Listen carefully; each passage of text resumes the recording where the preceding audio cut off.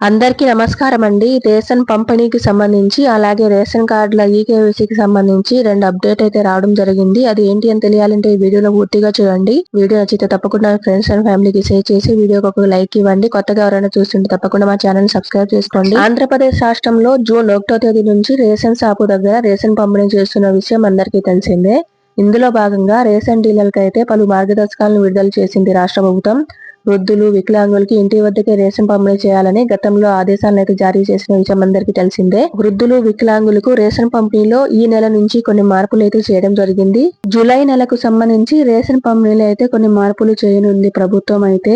ముందు నెల చిన్న చిన్న అవాంతరాలను కూడా దృష్టిలో పెట్టుకొని ప్రభుత్వం అయితే ఈ నెలకు సంబంధించి రేషన్ పంపిణీలో కొన్ని మార్పులు అనేది చేయడం జరిగింది. రాష్ట్రంలో గల వృద్ధులు మరియు దివ్యాంగులకు రాష్ట్ర ప్రభుత్వం శుభవార్తను తెలియజేసింది. వీరికి మిగతా రేషన్ లబ్ధిదారులతో పోలిస్తే ఒక 5 రోజుల ముందుగానే రేషన్ పంపిణీ చేసేందుకు గాను నిర్ణయం అయితే తీసుకుంది.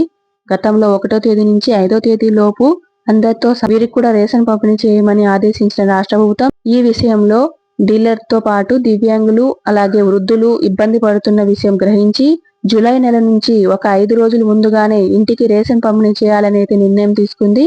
వృద్ధులు మరియు దివ్యాంగులకు ఈ నెల 26 నుంచి అంటే జూన్ 26 నుంచి 30 తేదీలోగా ఇంటింటికి రేషన్ పంపిణీ చేసేందుకు గాను అవకాశం అయితే కల్పించిందని చెప్పొచ్చు.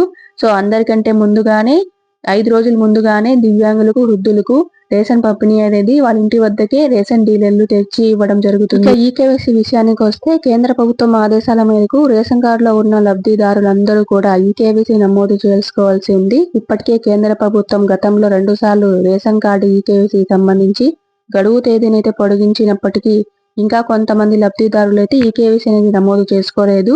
వీరందరూ కూడా ఈ నెల 30 అంటే జూన్ 30 తేదీలోపు తప్పనిసరిగా ఈకేవైసీ నమోదు చేసుకోవాలి. లేకుంటే వాళ్ళ రేషన్ కార్డులను పూర్తిగా నిలిపివేసే అవకాశం ఉందని చెప్పడం జరిగింది. అలాగే ఈకేవైసీ ఇంకనూ పూర్తి చేసుకొని వారు మీ సంబంధిత రేషన్ డీలర్ వద్ద లేదంటే గ్రామవార్డు సచివాలయ సిబ్బంది వద్ద ఈకేవైసీ నమోదు చేసుకోవచ్చు అని చెప్పడం జరిగింది.